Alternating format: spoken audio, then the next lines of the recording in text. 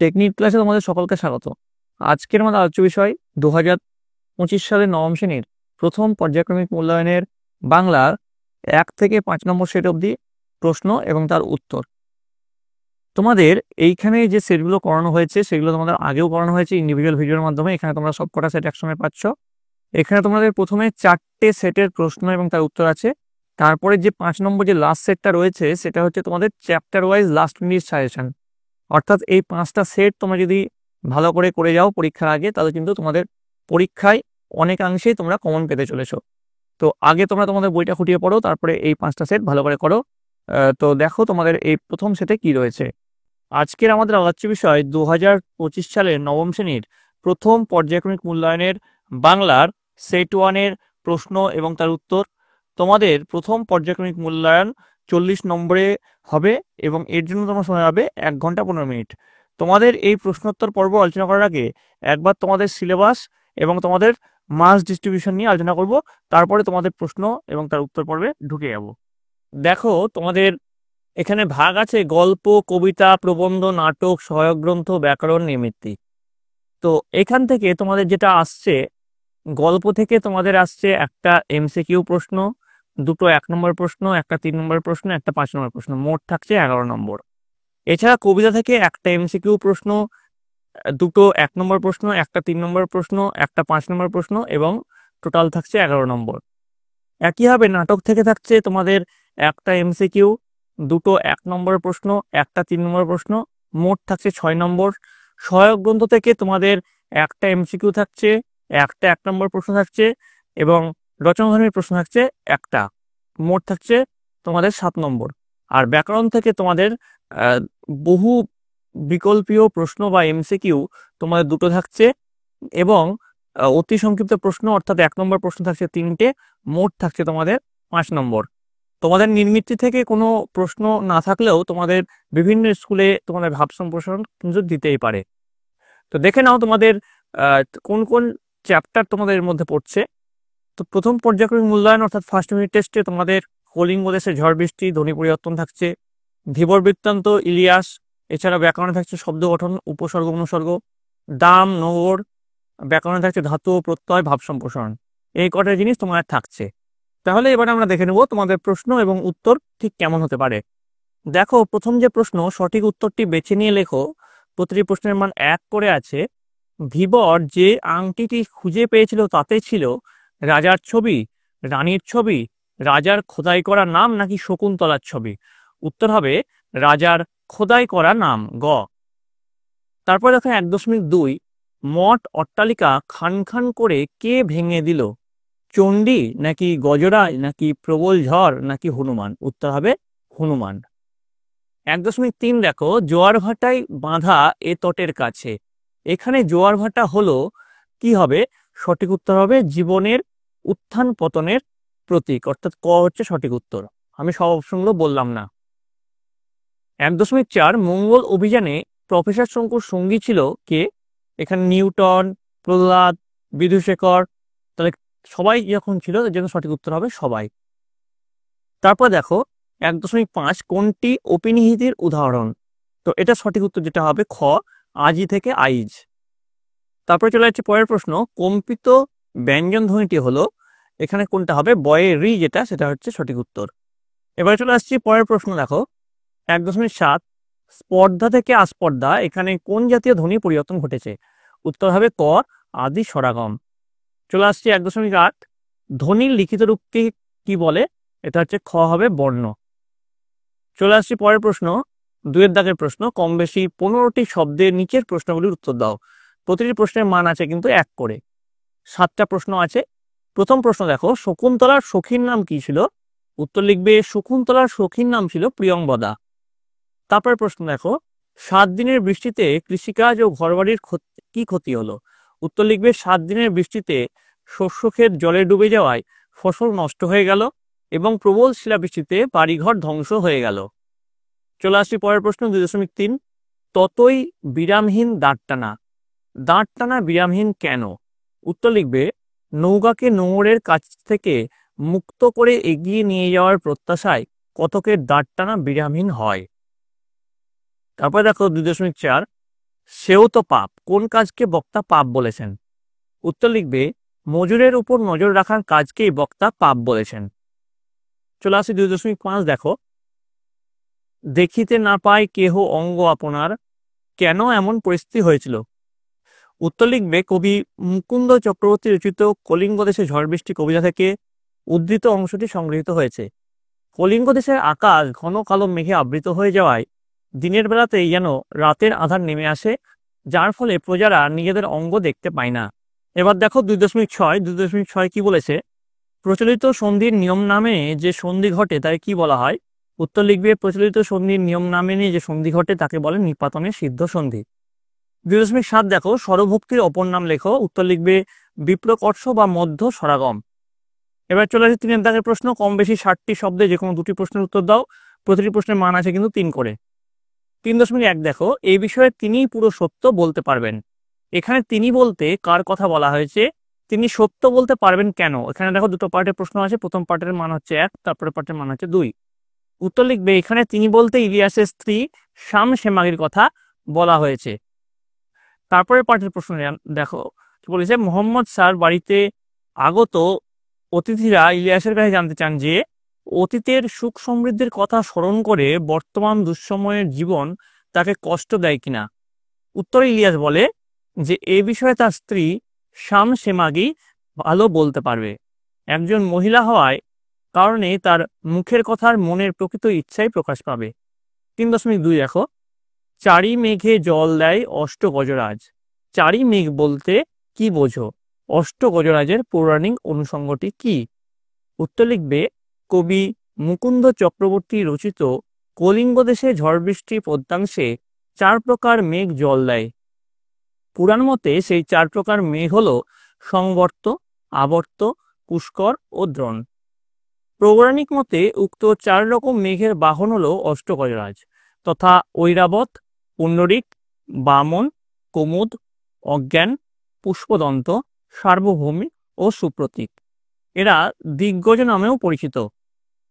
কবিতা অনুসারে বলা যায় ওই 8টি হাতি 4 রকম মেঘের সাহায্যে কলিঙ্গ দেশে প্রবল বৃষ্টিপাত ঘটায়, ফলে সমগ্র কলিঙ্গ দেশ জলমগ্ন হয়ে পড়ে। চলে আস 3.3 দেখো, কিভাবে এই আংটি আমার কাছে এলো তা বললাম। বক্তা আংটি পাওয়ার প্রসঙ্গে কি বলেছিল লেখো। অথবা প্রশ্নটা এইভাবে ঘুরিয়ে আসতে পারে, ঘটনাক্রমে সেই আংটি পেল এক ধীবর। কোন ঘটনাক্রমে সেই আংটিটি পেয়েছিল? তো দেখো এর উত্তর তোমরা কি লিখবে?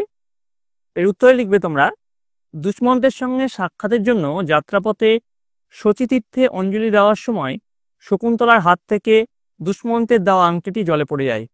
ঘটনাক্রমে রাজশ্যালক ও রক্ষীরা সেই আংটিটি পায় এক ধীবরের কাছে। ধীবরের কাছে রাজার নাম খোদাই করা রত্নখচিত আংটিটি পেয়ে রক্ষীরা তাকে চোর সাব্যস্ত করে। তখন ধীবর নিজের পেশাগত পরিচয় দেয় এবং বলে যে একদিন একটা রুই মাছ ধরার পরে সে যখন মাছটি টুকরো করছিল তখন তার পেটের মধ্যে মণিমুক্তা খচিত এই আংটিটি সে দেখতে পায়। তারপরে সেই আংটিটি বিক্রি করার জন্য যখন সে লোককে দেখাচ্ছিল তখনই রক্ষীরা তাকে ধরেছে। এবার দেখো 4 দাগের প্রশ্ন, কম বেশি 150টি শব্দে যে কোনো 2টি প্রশ্নের উত্তর দাও। প্রতিটি প্রশ্নের মান কিন্তু আছে 5 করে। কলিঙ্গ দেশে ঝড় বৃষ্টি কাব্যাংশে অনুসরণে প্রবল প্রাকৃতিক দুর্যোগে বিপর্যস্ত জনজীবনের ছবি কিভাবে ফুটে উঠেছে তা আলোচনা করো। উত্তর লিখবে কবি মুকুন্দরাম চক্রবর্তী রচিত চণ্ডীমঙ্গল কাব্যের আখেটিক খণ্ডের অন্তর্গত কলিঙ্গ দেশে ঝড় বৃষ্টি কাব্যাংশে দেখা যায় কলিঙ্গ দেশে প্রবল প্রাকৃতিক বিপর্যয় নেমে আসে। কলিঙ্গের আকাশে ঘন মেঘের সমাবেশ ঘটে। দেবীর আদেশে হঠাৎই ঈশান কোণে মেঘ জমা হয়। ঘন ঘন বিদ্যুতের ঝলকানি দেখা যায়। দূর দিগন্তে মেঘের গম্ভীর ধ্বনির সঙ্গে শুরু হয় মুষলধারে বৃষ্টিপাত। বিপদের আশঙ্কায় প্রজারা ঘর ছেড়ে দ্রুত পাতে থাকে। ঝড়ের দাপটে শস্য ক্ষেত এবং সবুজ গাছপালা নষ্ট হয়ে যায়। প্রবল বর্ষণে পথঘাট জলমগ্ন হয়। 8টি দিকহস্তি যেন বৃষ্টিধারায় সব ভাসিয়ে নিয়ে যেতে চায়। বিপদ থেকে রক্ষা পেতে ভীত প্রজারা ঋষি জৈমিনীকে স্মরণ করতে থাকে। 7 দিন অবিরাম বর্ষণের ফলে প্লাবিত হওয়ায় কৃষিকাজ যেমন ক্ষতিগ্রস্ত হয়, ঘরবাড়িও নষ্ট হয়ে যায়। ভাদ্র মাসের তালের মতো বড় আকারের শিল ঘরের চাল ভেদ করে পড়তে থাকে। দেবীর আদেশে বীর হনুমান ঝড়ের বেশে তাণ্ডব চালিয়ে মঠ অট্টালিকা ধ্বংস করে প্রজাদের আরও বিপদগ্রস্ত করে তোলেন। দেবী চণ্ডীর আদেশে সৃষ্ট এই ভয়াবহ প্রাকৃতিক বিপর্যয়ের অসহায় ভীত প্রজারা বিপদের আশঙ্কায় অবশেষে কলিঙ্গ ত্যাগ করে চলে যায়। এবার দেখো পরের প্রশ্ন 4.2, ইলিয়াস তো ভাগ্যবান পুরুষ, কারা কেন ইলিয়াসকে ভাগ্যবান পুরুষ বলতে চায়? এই উক্তি তুমি সমর্থন করো কিনা যুক্তি সহ লেখো। 3 আর 2 প্রশ্নটা কিন্তু ভাগ করা আছে। উত্তর লিখবে, লিও টলস্টয়ের ইলিয়াস গল্পে ইলিয়াসের আশেপাশে থাকা লোকজন তার সম্পর্কে মন্তব্যটি করেছিল। ইলিয়াসের বিয়ের পরে যখন তার বাবা মারা গিয়েছিল তখন সে না ধনী না দরিদ্র। 7টি ঘটকি, 2টি গরু আর 20টা ভেড়া ছিল তার সম্পত্তি। কিন্তু ইলিয়াসের সুপরিচালনা আর তার স্ত্রীর কঠোর পরিশ্রমে প্রতি বছরই ইলিয়াসের অবস্থার উন্নতি হয়ে থাকে। 35 বছরের পরিশ্রমে ইলিয়াস 200 ঘোড়া, 150 গরু মহিষ আর 1200 ভেড়ার মালিক হয়। ভাড়াটে মজুররা তার গরু ঘোড়ার দেখাশোনা করত। ভাড়াটে মজুরিরা দুধ দুইত, মাখন পনির তৈরি করত। ইলিয়াসের নামডাক তখন চারপাশে ছড়িয়ে পড়েছিল। তার আশেপাশের লোকেরা তখনই হিংসায় জ্বলে গিয়ে উদ্ধৃত মন্তব্যটি করেছিল। ইলিয়াসের উন্নতি হয়েছিল ভাগ্যে জোরে নয়, তার পরিশ্রমের কারণে। মানুষের চেষ্টা, ইচ্ছাশক্তি আর লক্ষ্য যে তাকে সাফল্যের দিকে এগিয়ে নিয়ে যায় তার সার্থক উদাহরণ ইলিয়াস। তাই ভাগ্যকে তার সাফল্যের ভিত্তি বললে এই পরিশ্রমের সাফল্যকেই ছোট করে দেখানো হয়। এবার দেখো 4.3 দেখো, বলেছে নোঙর গিয়েছে পড়ে তটের কিনারে। নোঙর এখানে কিসের প্রতীক? কবি নৌকা নিয়ে কোথায় যেতে চান? কবির আকাঙ্ক্ষা ও আক্ষেপ কিভাবে প্রকাশিত হয়েছে? অথবা এই প্রশ্নটা এইভাবে আসতে পারে, নোঙর গিয়েছে পড়ে তটের কিনারে, নোঙর বলতে কি বোঝো? নোঙর তটের কিনারে পড়ে গিয়েছে বলতে কি বোঝানো হয়েছে? দেখো এর উত্তর তোমরা লিখবে। কবি অজিত দত্ত রচিত নোঙর কবিতায় নোঙর হলো জীবনের বিভিন্ন বন্ধন বা স্থিতিশীলতার প্রতীক। কবি নোঙর নিয়ে যেতে চান সুদূর 7 সাগরের পারে। বাস্তব জীবনের বাধাবন্ধন থেকে অনেক দূরে কল্পনা লোকে পাড়ি দিতে চান কবি। মধ্যযুগের সওদাগরদের মতো কবি ভাসিয়ে দিতে চান তার সৃষ্টি সম্পদে ভরা নৌকা। রোজকার একঘেয়ে জীবনযাপন থেকে ছুটি নিয়ে তার কল্পনাপ্রবণ মন দূর অচেনা অজানা দেশে পাড়ি দিতে চায়। কবির আকাঙ্ক্ষা 7 সমুদ্র পাড়ে পাড়ি দেওয়ার। কবির ভাবুক মন সংসারের দায়িত্ব কর্তব্যের বাঁধন মানতে চায় না। কর্মময় সাংসারিক জীবনের বাঁধন তাকে কঠিনভাবে বেঁধে রাখে। স্রোতের গতি কবির এই দায়িত্বের বন্ধনকে বিদ্রূপ করে। কিন্তু কবি নিরুপায়, অসহায়। এই দাঁড় টানা বৃথা যেন তিনি অবিরাম দাঁড় টেনে চলেছেন। তাই কবির তীব্র আক্ষেপ, তরি ভরা পণ্য নিয়ে পাড়ি দিতে সপ্তসিন্ধু পারে। নোঙর কখন জানি পড়ে গেছে তটের কিনারে। সারা রাত তবু দাঁড় টানি, তবু দাঁড় টানি। এভাবেই নোঙর কবিতাটি কবির আকাঙ্ক্ষার অপূর্ণতা ও আক্ষেপের বেদনার ধূসর হয়ে উঠেছে। এবার দেখো 5 দাগের প্রশ্ন। কম বেশি 150টি শব্দে যে কোনো একটি প্রশ্নের উত্তর দাও। প্রতিটি প্রশ্নের মান কিন্তু আছে 5 করে। বোমযাত্রীর ডায়েরি গল্প অবলম্বনে মঙ্গল গ্রহের সংক্ষিপ্ত বর্ণনা দাও। উত্তর লিখবে, বোমযাত্রীর ডায়েরি নামক কল্প বিজ্ঞানমূলক গল্পে আমরা মঙ্গল গ্রহের সংক্ষিপ্ত বর্ণনা পাই। মঙ্গল গ্রহের গাছপালা, মাটি, পাথর সবই যেন নরম রবারের মতো। নরম পাথরের ঢিবির রং হলুদ। এছাড়া ওখানকার সমস্ত নদীর রং লাল। সেখানকার জল স্বচ্ছ পেয়ারা জেলের মতো, স্বাদ অমৃতের মতো। জল বয়ে যাওয়ার কুলকুল শব্দ শোনা যায় না। একটি স্থির শান্ত থমথমে ভাব রয়েছে চারপাশে। আবহাওয়া গরমের দিকে হলেও মাঝে মাঝে একটা ক্ষণস্থায়ী হাড় কাঁপানো ঠান্ডা হাওয়া বয়ে যায়। নতুন জগতের বিচিত্র গন্ধ পেয়েছিলেন শঙ্কু, যা গাছপালা, জল, মাটির নয়, একান্ত মঙ্গল গ্রহেরই গন্ধ। তার আবহাওয়ার সঙ্গে মিলে রয়েছে। আর এই মঙ্গল গ্রহে রয়েছে মানুষ, মাছ ও জন্তুর সংমিশ্রণে গঠিত একদল অদ্ভুত প্রাণী। হাত 3 লম্বা, মাছের মতো ডানা, বুক জোড়া দন্তহীন হা, মাঝখানে প্রকাণ্ড সবুজ চোখ এবং এদের সর্বাঙ্গ মাছের আঁশে ঢাকা। এদের আক্রমণের মুখে পড়ে প্রফেসর শঙ্কু এবং তার সঙ্গী সাথীরা অত্যন্ত সাহস ও বুদ্ধিমত্তার পরিচয় দিয়ে নিজেদের প্রাণ বাঁচিয়েছিলেন। এবার চলে আসি তারপর প্রশ্ন 5.2। আমি মোটেই বিশ্বাস করি না।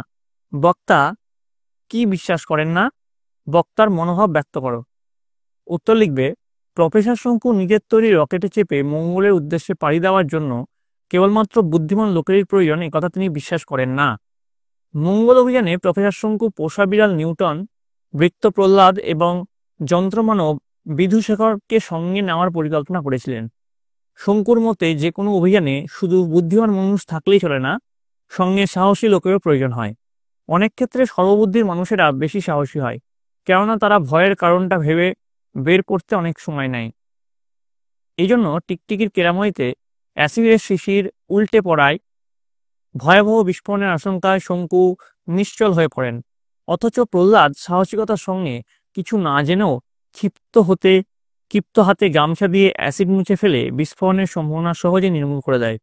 সুতরাং শঙ্কু বুদ্ধিমান হওয়া সত্ত্বেও অন্যের গুরুত্ব এবং যোগ্যতাকে স্বীকৃতি দেন। তাই তার মঙ্গল অভিযানে তিনি তার সঙ্গে নির্বাচনের মাধ্যমে তার দূরদর্শিতা, অভিজ্ঞতা ও বিচক্ষণ মনের পরিচয় দিয়েছেন। তো এবার দেখো ভাব সম্প্রসারণ করো, এগুলো বিভিন্ন স্কুলে আসতে চলেছে। যে কোনো একটি প্রশ্নের উত্তর দাও, তোমাদের কিন্তু আমি অনেক কটা ভাব সম্প্রসারণ করাচ্ছি, দেখে নিও, তার মধ্যে হয়তো একটা তোমরা কমন পেতে পারো। প্রথম প্রশ্ন দেখো, এ জগতে হাই সেই বেশি চাই, যার আছে ভুরি ভুরি, রাজার হস্ত করে সমস্ত কাঙালের ধন চুরি। উত্তর লিখবে, শ্রেণীবিভক্ত সমাজ ব্যবস্থায় ক্ষমতাভোগী মুষ্টিমেয় মানুষের দ্বারা প্রতিদিন শোষিত হয়ে চলে সংখ্যাগরিষ্ঠ শ্রমজীবী মানুষ। এর ফলে শাসক শ্রেণী আরো বেশি সমৃদ্ধশালী হয়ে ওঠে আর সাধারণ মানুষ আরো গরিব হয়। অথচ ধনীরা যে ধনসম্পদের অধিকারী তা তাদের প্রয়োজনের তুলনায় অতিরিক্ত। কিন্তু ক্ষমতার মোহ যে প্রলোভনের উন্নতার জন্ম দেয়, সেখানে বঙ্গহীন হয়ে ওঠে শোষণ। ফলে মনুষ্যত্ব লাঞ্ছিত হয়, দুর্বিষহ হয়ে ওঠে সাধারণ মানুষের বেঁচে থাকা। এই চাহিদা এবং শোষণের তীব্রতার সামনে প্রায়শই অসহায় আত্মসমর্পণ করতে হয় শ্রমজীবী মানুষকে। জীবনানন্দের ভাষায় বলতে হয়, সে অনেক শতাব্দীর মনীষীর কাজ, ধনীদের দ্বারা গরিবের সম্পদ লাভ এবং তাদের নিঃস্ব করে দেওয়ার চেষ্টা তাই মানব ইতিহাসের এক নষ্ট প্রাত্যহিকতা। এবার দেখো, পরের আসতে পারে, পুষ্প আপনার জন্য ফোটে না, পরের জন্য তোমার হৃদয় কুসুমকে প্রস্ফুটিত করিও। এটাও কিন্তু 4 মার্কসে আসতে পারে, এটা তোমরা দেখে নাও। আমি স্ক্রল করে যাচ্ছি, একটু পজ করে তোমরা এই ভাব সম্প্রসারণটা দেখে নাও, কারণ এগুলো করাতে গেলে অনেক টাইম লেগে যাবে এবং ভিডিওটা অনেক বড় হয়ে যাবে। ঠিক আছে, দেখে নিতে পারো, তোমরা একটু পজ করে দেখে নিও। তারপরে যেগুলো ইম্পর্টেন্ট সেগুলো আমি লিস্ট দিয়ে দিচ্ছি। ছোট বালুকার কণা, বিন্দু বিন্দু জল, গড়ি তোলে মহাদেশ সাগর অতল। রাতে যদি সূর্য শোকে ঝড়ে অশ্রু দ্বারা, সূর্য নাহি ফেরে শুধু ব্যর্থ হয় তারা। যারা শুধু মরে কিন্তু নাহি দেয় প্রাণ, কেহ কবু তাহাদের করেনি সম্মান। দণ্ডিতের সাথে দণ্ডদাতা কাঁধে যাবে সমান, আঘাতে সর্বশ্রেষ্ঠ সে বিচার। উত্তম নিশ্চিন্তে চলে অধমের সাথে, তিনিই মধ্যম যিনি চলেন তফাতে। অন্যায় যে করে আর অন্যায় যে সহে, তব ঘৃণা তারে যেন তৃণ সমুদহে। স্বার্থমগ্ন যে জন বিমুখ বৃহৎ জগৎ হতে, সে কখনো শেখেনি বাঁচিতে। চোর দোষী বটে কিন্তু কৃপণ ধনী তদাপেক্ষা শতগুণে দোষী। কেরোসিন শিখা বলে মাটির প্রদীপে, ভাই বলে ডাকো যদি দেব গলা টিপে। হেনকালে গগনেতে উঠলেন চাঁদা, কেরোসিন শিখা বলে এসো মোর দাদা। তারপরে সর্বশেষ, সবার উপরে মনুষ্যত্ব তাহার উপরে নাই। আজকের আমার আলোচ্য বিষয় 2025 সালের নবম শ্রেণীর প্রথম পর্যায়ক্রমিক মূল্যায়নের বাংলার দ্বিতীয় সেটের প্রশ্ন এবং তার উত্তর। তোমাদের প্রথম পর্যায়ক্রমিক মূল্যায়ন আগামী 1 এপ্রিল থেকে 12 এপ্রিলের মধ্যে অনুষ্ঠিত হবে। এই পরীক্ষায় পূর্ণমান থাকবে 40, সময় পাবে তোমরা 1 ঘন্টা 15 মিনিট। তোমাদের এর আগে প্রথম পর্যায়ক্রমিক মূল্যায়নের অল সাবজেক্টের একটা করে সেটের প্রশ্ন এবং তার উত্তর করিয়েছি। তোমরা যারা যারা দেখোনি তাদের জন্য লিঙ্ক ডেসক্রিপশন বক্সে আছে, তোমরা সেখানে দেখে নিতে পারো। তো দেখো, তোমাদের এই সেটটা শুরু করার আগে একবার তোমাদের সিলেবাসটা নিয়ে আলোচনা করব।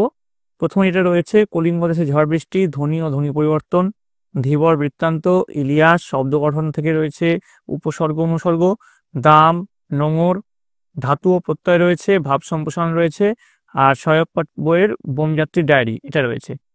ঠিক আছে, এবার দেখো তোমাদের নাম্বার ডিভিশনটা কিরকম হবে। দেখো, গল্প থেকে তোমাদের 1 নম্বর এমসিকিউ থাকবে। তোমাদের অতি সংক্ষিপ্ত যে প্রশ্ন অর্থাৎ ভিএসএ থাকবে 2টো। এরপরে তোমাদের সংক্ষিপ্ত প্রশ্ন অর্থাৎ 3 নম্বর প্রশ্ন থাকবে 1টা এবং 5 নম্বর প্রশ্ন থাকবে 1টা, মোট 11 নম্বর। ঠিক একইভাবে কবিতা থেকেও 1টা এমসিকিউ, 2টো 1 নম্বর প্রশ্ন, 1টা 3 নম্বর প্রশ্ন, 1টা 5 নম্বর প্রশ্ন, মোট থাকবে 11 নম্বর। নাটক থেকে 1টা এমসিকিউ, 2টো 1 নম্বরের প্রশ্ন, 1টা 3 নম্বরের প্রশ্ন থাকবে, মোট 6 নম্বর থাকবে। সহায়ক পাঠ থেকে তোমাদের 1টা এমসিকিউ থাকবে, 1টা 1 নম্বর প্রশ্ন থাকবে এবং 1টা 5 নম্বর প্রশ্ন থাকবে, মোট থাকবে 7 নম্বর। ব্যাকরণ থেকে 2টো এমসিকিউ এবং 3টে 1 নম্বর প্রশ্ন থাকবে, মোট 5 নম্বর থাকবে। এইভাবে তোমাদের 40 নম্বরের মার্কস ডিস্ট্রিবিউশন হবে। তো দেখো, তোমাদের প্রথমেই যে প্রশ্ন রয়েছে সঠিক উত্তরটি নির্বাচন করো। 1 × 7 = 7। প্রথম প্রশ্ন কি আছে দেখে নাও।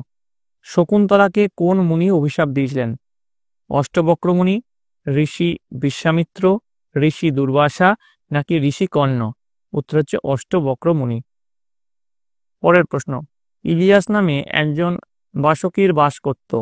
ইলিয়াস বাস করত রাশিয়ায়, মস্কোয়, উফা প্রদেশে নাকি ব্রিটেনে?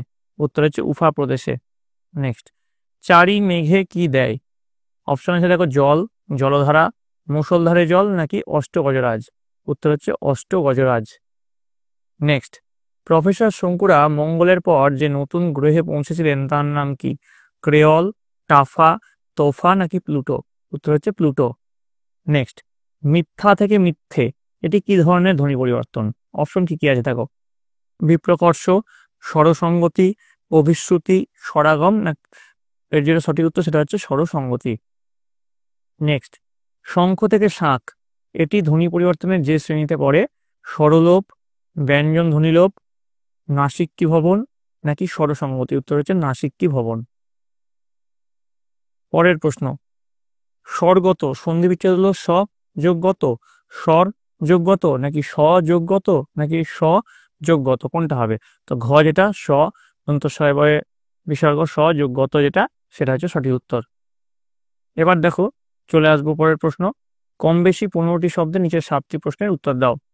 দেখো প্রথমে যেটা রয়েছে, তারপর ভাটার শোষণ কি করে? তো উত্তর লিখবে স্রোতে প্রবল প্রাণ আহরণ করে। পরের প্রশ্ন চলে আসছি, দেখো দাম গল্পের লেখক নারায়ণ গঙ্গোপাধ্যায়ের প্রকৃত নাম কি? উত্তর লিখবে তারকনাথ গঙ্গোপাধ্যায়। নেক্সট দেখো কি আছে, দ্বিতীয় রক্ষী জেলেকে কিভাবে শাস্তি দেওয়া হবে বলে ভেবেছিলেন? উত্তর লিখবে হয় তাকে শকুন দিয়ে খাওয়ানো হবে অথবা কুকুর দিয়ে খাওয়ানো হবে। পরের প্রশ্ন, খাতাটা হাতে নিয়ে খুলে কেমন যেন খটকা লাগলো, কোন খাতাটা? উত্তর লিখবে সুন্দরবনের আখাড়িয়া অঞ্চলে উল্কাপাতের ফলে যে গর্ত তৈরি হয়েছিল সেই গর্তে প্রাপ্ত খাতাটা। নেক্সট, অল্পপ্রাণ বর্ণ কাকে বলে? উত্তর লিখবে যেসব বর্ণ উচ্চারণে অল্প শ্বাসবায়ু নির্গত হয় তাকে অল্পপ্রাণ বর্ণ বলে, যেমন ক, চ, ট ইত্যাদি। পরের প্রশ্ন, অপিনিহিতি কোন উপভাষার লক্ষণ? উত্তর লিখবে বাঙালি উপভাষার লক্ষণ। নেক্সট, সমীহবন কয় প্রকার? প্রত্যেক প্রকারের উদাহরণ দাও। উত্তর লিখবে সমীহবন 3 প্রকার, প্রগত সমীহবন, পরাগত সমীহবন এবং অনন্য সমীহবন। ছবিটি যা ফুটলো তা খুব উজ্জ্বল নয়, সন্ধিবদ্ধ পদটির সন্ধি বিচ্ছেদ করো। তো এখানে সন্ধিবদ্ধ যে পদটা রয়েছে সেটা হচ্ছে উজ্জ্বল, তো এটা যদি সন্ধি বিচ্ছেদ করি তাহলে পাবো উত যোগ জল। পরেরটা দেখো, কম বেশি 60টি শব্দের নিচে যে কোনো একটি প্রশ্নের উত্তর দাও। প্রথম প্রশ্ন কি আছে, ভাদ্রপদ মাসে যেন পড়ে থাকা তাল, কোন প্রসঙ্গে এরূপ বলা হয়েছে? উত্তর লিখবে প্রবল ঝড় বৃষ্টিতে ঘরের চাল ভেদ করে যে শিল মেঝেতে এসে পড়ে তার সঙ্গে ভাদ্র মাসের পাকা তালের তুলনা করা হয়েছে। পরেরটা, স্রোতের বিদ্রুপ শুনি প্রতিবার দাঁড়ের নিক্ষেপে, কোন কবিতা থেকে নেওয়া হয়েছে? আর দ্বিতীয় পার্টে আছে স্রোতের বিদ্রুপ বলতে কবি কি বোঝাতে চেয়েছেন? এটা 1+2। উত্তর লিখবে উদ্ধৃত অংশটি কবি অজিত দত্তর নোঙর কবিতা থেকে নেওয়া হয়েছে। কবি নৌকা দিয়ে দূর সমুদ্রে পাড়ি দিতে চান, কিন্তু তার সেই নৌকা তটের কিনারে নোঙরে বাঁধা পড়ে গেছে। কবির মন বাঁধা অগ্রাহ্য করে দাঁড় টেনে চলে, প্রতিবার দাঁড় টানলে যে শব্দ ওঠে তা যেন স্রোতের ঠাট্টা উপহাস। স্রোত গতিশীল, কিন্তু কবির জীবনতরী আটকা পড়ে আছে। কবি চাইলেও সাংসারিক বন্ধন ছিন্ন করে সুদূরের আহ্বানে নৌকা ভাসাতে পারছেন না, তাই স্রোত কবির এই থমকে থাকাকে ব্যঙ্গ বিদ্রুপে বিদ্ধ করে চলে। এবার দেখো 4-এর দাগে, কম বেশি 60টি শব্দের নিচের যে কোনো একটি প্রশ্নের উত্তর দাও। 3 গুণ 1 সমান 3। প্রথম যে প্রশ্ন আছে কি আছে দেখো, ইলিয়াস প্রতিবেশীকে ধন্যবাদ দিল। এখানে প্রতিবেশীকে, তাকে ইলিয়াস কেন ধন্যবাদ দিল? এখানে 1+2 আছে। উত্তর লিখবে লিও টলস্টয় রচিত ইলিয়াস গল্পের প্রতিবেশী হলেন মোহাম্মদ শাহ। তো কেন ধন্যবাদ দিল তার উত্তর কি লিখবে, প্রথম জীবনে দরিদ্র থাকা ইলিয়াস তার কঠোর পরিশ্রমের দ্বারা 35 বছরে অগাধ সম্পত্তি গড়ে তোলে, কিন্তু দুর্ভাগ্যজনকভাবে ইলিয়াসের জীবনে বিপর্যয় নেমে আসে। সমস্ত সম্পত্তি হারিয়ে সে নিঃস্ব হয়ে পড়ে। তার বিতাড়িত ছেলেটি বহুদূর দেশে থাকত। একমাত্র মেয়েটিও মারা গিয়েছিল। এমত অবস্থায় অসহায় ও চরম দুর্দশাগ্রস্ত ইলিয়াসকে তার দয়ালু প্রতিবেশী মোহাম্মদ শাহ কাজের বিনিময়ে তাদের নিজের বাড়িতে থাকা ও খাওয়ার প্রস্তাব দেয়। তাদের চরম বিপদের দিনে পাশে দাঁড়ানোয় ইলিয়াস তার প্রতিবেশী মোহাম্মদ শাহকে কৃতজ্ঞতা জানিয়ে আন্তরিকভাবেই ধন্যবাদ জানিয়েছিল।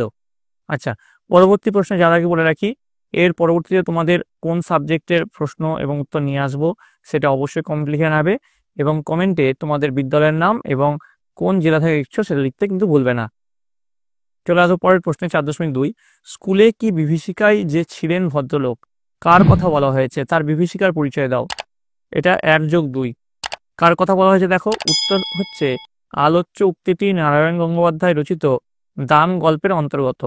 এখানে বিভীষিকা বলতে গল্পের প্রধান চরিত্র সুকুমারের স্কুলের অঙ্কের মাস্টারমশাইয়ের কথা বলা হয়েছে। আর তার বিভীষিকার পরিচয় দাও, যেটা মান আছে 2। সেখানে কি লিখবে, গল্প থেকে আমরা জানতে পারি যে স্কুলের অঙ্কের মাস্টারমশাইয়ের আশ্চর্য পরিষ্কার মাথা ছিল। তিনি বিভিন্ন জটিল অঙ্ক একবার মাত্র তাকিয়ে দেখেই কষে ফেলতেন, কিন্তু ছাত্ররা তাকে জমের মতো ভয় পেত, কারণ মাস্টারমশাইয়ের প্রকাণ্ড হাতের প্রচণ্ড চর। মাস্টারমশাইয়ের প্রতাপে ছাত্ররা কাঁদারও সুযোগ পেত না। চোখে এক ফোঁটা জল দেখলেই ক্লাস ফাটিয়ে হুঙ্কার ছাড়তেন, পুরুষ মানুষ হয়ে অঙ্ক পারিস নে, তারপর কাঁদতে লজ্জা করে না? এখনই পা ধরে স্কুলের পুকুরে ছুঁড়ে ফেলে দেব। তার বকুনি এবং মারের বেদম ভয় ছাত্রদের মনে এতটাই প্রগাঢ়ভাবে ছিল যে এমএ পাশ করে মাস্টারমশাইয়ের হাত থেকে নিস্তার পেয়েও অঙ্কের বিভীষিকা মনে থেকে যায়। পরের প্রশ্ন, কম বেশি 60টি শব্দের নিচের যে কোনো একটি প্রশ্নের উত্তর দাও। 3 × 1 = 3। প্রথম প্রশ্ন, মুহূর্তের জন্য রাজা বিহ্বল হয়ে চেয়ে রইলেন। প্রসঙ্গ উল্লেখ করে রাজার বিহ্বল হওয়ার কারণ লেখো। তো উত্তর কি লিখবে, ধীবর বৃত্তান্ত নাট্যাংশে রাজার নাম খোদাই করা মণিখচিত আংটি ধীবরের কাছে পাওয়ায় নগর রক্ষায় নিযুক্ত রাজশ্যালক এবং 2 রক্ষী ধীবরকে চোর সন্দেহে আটক করে। ধীবরের কাছে আংটিটি পাওয়ার বিবরণ আগাগোড়া শুনে বিষয়টি রাজাকে জানানোর জন্য রাজশ্যালক রাজবাড়িতে যান। ধীবরের কথা সত্য বলে প্রমাণিত হয় এবং রাজা তাকে মুক্তির নির্দেশ দেন। ফিরে এসে রাজশ্যালক জানান, গম্ভীর প্রকৃতির রাজা আংটিটি দেখে কিছু সময়ের জন্য বিহ্বল হয়ে পড়েন। এই প্রসঙ্গে রাজশ্যালক আলোচ্য উক্তিটি করেন। তারপরে রাজশ্যালকের মনে হয়নি যে দামি রত্ন বসানো মূল্যবান আংটি পাওয়া গেছে বলেই রাজা বিহ্বল হয়ননি, বরং আংটি দেখে রাজার কোনো প্রিয়জনের কথাই মনে পড়েছিল, তাই স্বভাবত গম্ভীর প্রকৃতির মুহূর্তের জন্য বিহ্বল হয়ে গেছিল। গম্ভীর প্রকৃতির রাজা, ঠিক আছে, এখানে রাজা লিখে দেবে, মুহূর্তের জন্য বিহ্বল হয়ে চেয়েছিলেন। পরেরটা, তখন তপবনে এলেন দুর্বাসা ঋষি দুর্বাসা। কখন দুর্বাসার আগমন ঘটে, এর ফলে কি ঘটেছিল? তো দেখো এখানে দুটো পার্টে এর প্রশ্ন আছে, তো এর উত্তরটা দেখে নাও, আমি আর পড়ছি না, পড়লে ভিডিওটা লম্বা হয়ে যাবে। ঠিক আছে, দিয়ে তোমরা সুন্দর করে স্ক্রিনশট মেরে এটা খাতায় নোট করে নাও। ঠিক আছে, এবার দেখো চলে আসবো পরের যে প্রশ্ন, 6 দাগের প্রশ্ন, কম বেশি 60টি শব্দের নিচে যে কোনো একটি প্রশ্নের উত্তর দাও। 3 × 1 = 3।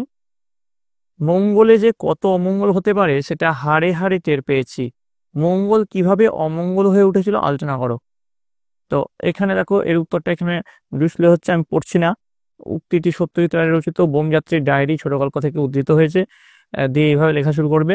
যে তারপরে দেখো প্রথমে যে এখানে প্যারাগ্রাফ করে, প্রথম ভোরে পাথর কুড়াতে ব্যস্ত প্রহ্লাদ হঠাৎ দেখে যে বিড়াল নিউটন এক লাফে এক মঙ্গলীয় প্রাণীর হাঁটুতে কামড় বসিয়েছে, এভাবে লেখা শুরু করবে। দেখো যেরকম ডিসপ্লে হচ্ছে সেরকম লিখে নেবে। ঠিক আছে, দেখো আশা করি তোমরা সকল দেখতে পাচ্ছ। ঠিক আছে, এটা লিখে নেবে। চলে আসবো পরের প্রশ্ন 7.2। আজকে যে ঘটনাটা ঘটলো তারপরে সম্পর্কটা বন্ধুত্বে পরিণত হলেও আশ্চর্য হব না। এখানে কোন সম্পর্কের কথা বলা হয়েছে, ঘটনাটা কি ঘটেছিল? দুটো পার্টের প্রশ্ন আছে, প্রথম পার্টের মান হচ্ছে 1 এবং দ্বিতীয় পার্ট অর্থাৎ ঘটনাটা কি ছিল তার মান হচ্ছে 2। ঠিক আছে, তো উত্তর লিখবে সত্যজিৎ রায়ের লেখা কভার্স গল্পের এই উদ্ধৃতিতে প্রফেসর শঙ্কুর পোষা বিড়াল নিউটনের সঙ্গে তার পোষা কাক কভার্সের সম্পর্কের কথা বলা হয়েছে। ঠিক আছে, এবার দ্বিতীয় পার্ট ঘটনাটা কি ঘটেছিল সেটা এখানে লেখানো হয়েছে, সেটা দেখে তোমরা লিখে নিও, আমি আর পড়লাম না। পরেরটা দেখো, 7 দাগ, কম বেশি 150টি শব্দের নিচের যে কোনো একটি প্রশ্নের উত্তর দাও। 5 × 1 = 5। প্রথম প্রশ্ন কি রয়েছে, কলিঙ্গে সঙ্গরে সকল লোক যে জৈমিনী। জৈমিনী কে? কলিঙ্গের লোক কোন পরিস্থিতিতে কেন জৈমিনীকে স্মরণ করেছেন? এটা 1+4 আছে। তো এটা হচ্ছে প্রথম পার্টের উত্তর। তারপরে যে পার্টের উত্তর সেটা এখানে ডিসপ্লে হচ্ছে। আশা করি তোমরা সবাই দেখতে পাচ্ছ, এটা লিখে নেবে, ঠিক আছে? পরেরটা দেখো, 7.2, আমার বাণিজ্য তরী বাঁধা পড়ে আছে। কার বাণিজ্য তরী বাঁধা পড়ে আছে? এই বাঁধা পড়ে থাকার তাৎপর্য কোথায়?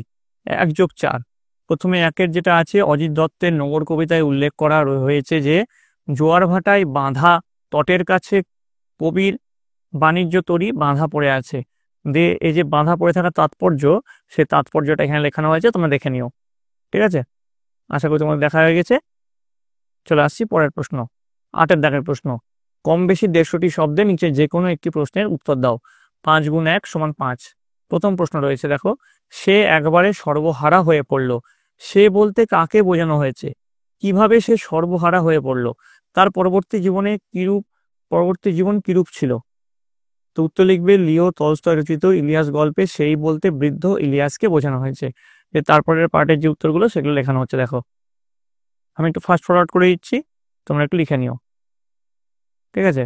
যেমন পার্ট করে প্রশ্ন দেওয়া আছে, সেরকম পার্ট বাই পার্ট তার উত্তরটাও কিন্তু এখানে দেওয়া থাকলো। এবার দেখো পরের প্রশ্ন, 8.2, দাম গল্পে সুকুমার চরিত্রটির বিভিন্ন দিকগুলি আলোচনা করো। দেখো, এটা পয়েন্ট করে লেখানো হয়েছে, দাম গল্পের কাহিনী থেকে কথক সুকুমারের চরিত্রের একাধিক বৈশিষ্ট্য ও প্রবণতা লক্ষ্য করা যায়। তো প্রথম পয়েন্টে আছে অঙ্কে দুর্বল, দিয়ে সেই পয়েন্টটা বিস্তারিত এখানে লেখানো হয়েছে। তারপরে যে নেক্সট পয়েন্ট, সেই নেক্সট পয়েন্টটা হচ্ছে তোমাদের এখানে দেখো ডিসপ্লে হচ্ছে, আত্মসমালোচক। তারপর পয়েন্ট হচ্ছে শ্রদ্ধাশীল, তারপর পয়েন্ট হচ্ছে সংবেদনশীল, ঠিক আছে? তো এইভাবে তোমরা পয়েন্ট ওয়াইজ এটা লিখবে এই উত্তরটা। এই প্রশ্নটা কিন্তু খুব গুরুত্বপূর্ণ। 9এর দাগের প্রশ্ন, কম বেশি 125 শব্দের নিচের যে কোনো একটি প্রশ্ন উত্তর দাও। 4 × 1 = 4। প্রথম প্রশ্ন কি রয়েছে? ভাব সম্প্রসারণ করতে বলেছে। নদীর এপার কহে ছাড়িয়া নিঃশ্বাস, ওপারে তো সর্বসুখ আমার বিশ্বাস। নদীর ওপার বসে দীর্ঘশ্বাস ছাড়ে, কহে যাহা কিছু সুখ সকলই ওপারে। খুব ইম্পর্টেন্ট ভাব সম্প্রসারণ। দেখো, এর উত্তরটা দেখে নাও, এখানে ডিসপ্লে করছি আমি, ঠিক আছে? আশা করি তোমরা সকলে দেখতে পাচ্ছ। এই ভাব সম্প্রসারণটা কিন্তু ভালো করে রাখবে, তোমাদের ভাব সম্প্রসারণ ভাবার্থ দুটোই কিন্তু আসবে। তো কিছু তোমাদের ভাব সম্প্রসারণ আর ভাবার্থ সাজেশন আমি দিয়ে দেবো, সেগুলোও কিন্তু ভালো করে করো। এবার দেখো 9.2, ভাবার্থ লেখো। হে মহাজীবন, আর এ কাব্য নয়, এবার কঠিন কঠোর গদ্য আনো। পদ লালিত ঝংকার মুছে যাক, গদ্যের কড়া হাতুড়িকে আজ হানো। প্রয়োজন নেই কবিতার স্নিগ্ধতা, কবিতা তোমায় দিলাম আজকে ছুটি। ক্ষুধার রাজ্যে পৃথিবী গদ্যময়, পূর্ণিমার চাঁদ যেন ঝলসানো রুটি। তোমাদের এখানে দেখো, ক্ষুধার রাজ্যে পৃথিবী গদ্যময়, পূর্ণিমার চাঁদ যেন ঝলসানো রুটি, শুধু এই দুটো লাইন তুলেও তোমাদের ভাব সম্প্রসারণ দিতে পারে। এটা তোমাদের গোটাটা দিয়ে ভাবার্থ দেওয়া হয়েছে। তো এর উত্তরটা এটা হবে, মানুষের জীবনে যখন ক্ষুধার যন্ত্রণা, বেঁচে থাকাটাই যখন কঠিন, সেই সময়ে গোটা পৃথিবীটাই তার কাছে একটা বন্ধুর ভূমি মাত্র, সেখানে লালিত্য, শোভন, সুন্দর কল্পনার কোনো স্থান নেই।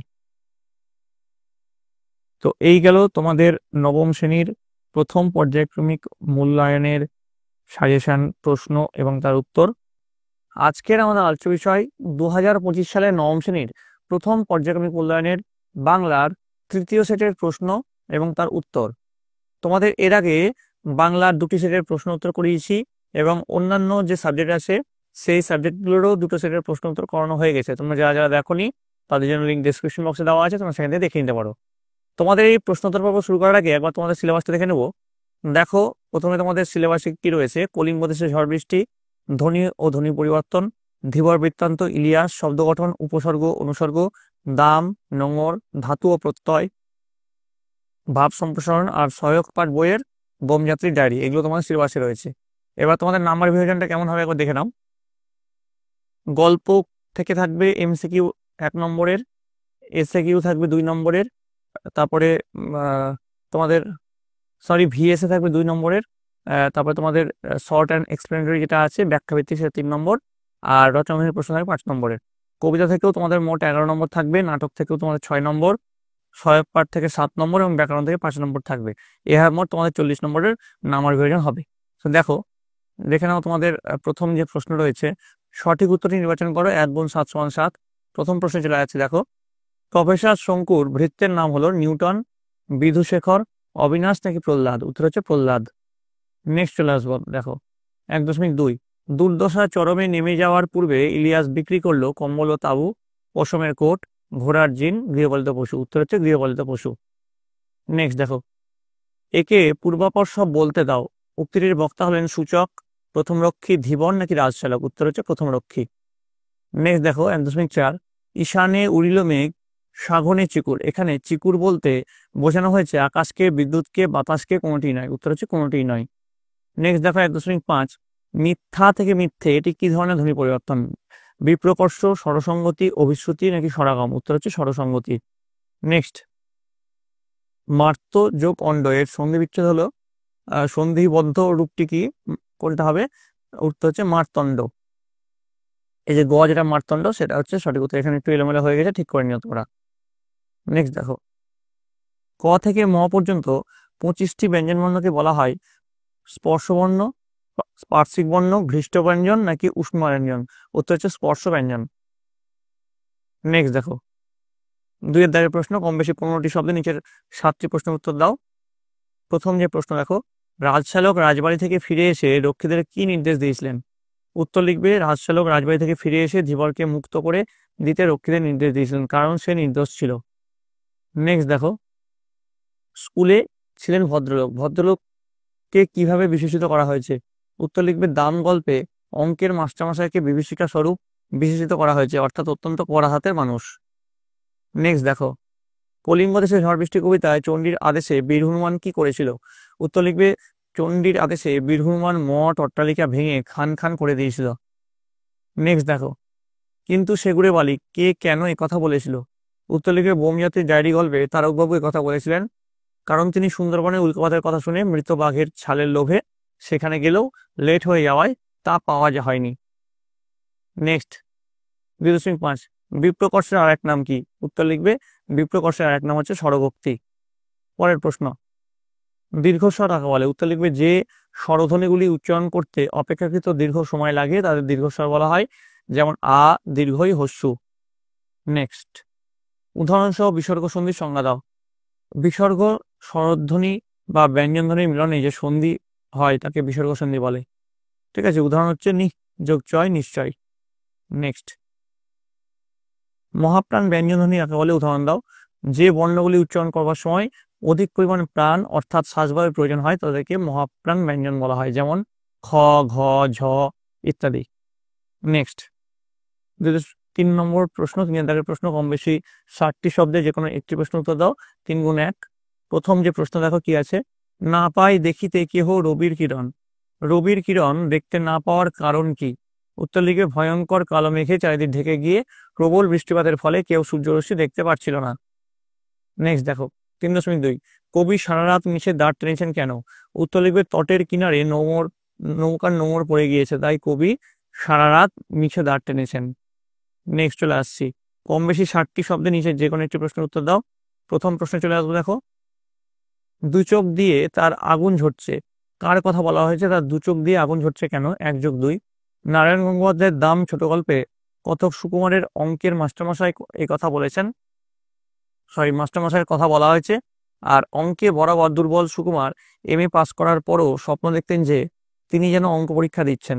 শেষ ঘন্টা পড়ার সময় হয়ে এসেছে, কিন্তু তার একটি অঙ্কও মিলছে না। কতকের স্কুল জীবনের আতঙ্ক, অঙ্কের মাস্টারমশাই স্বয়ং তার গার্ড হয়ে সামনে এসে দাঁড়িয়েছেন। ছাত্র অঙ্ক পারছে না দেখে মাস্টারমশাইয়ের দু চোখ থেকে আগুন ঝরছে।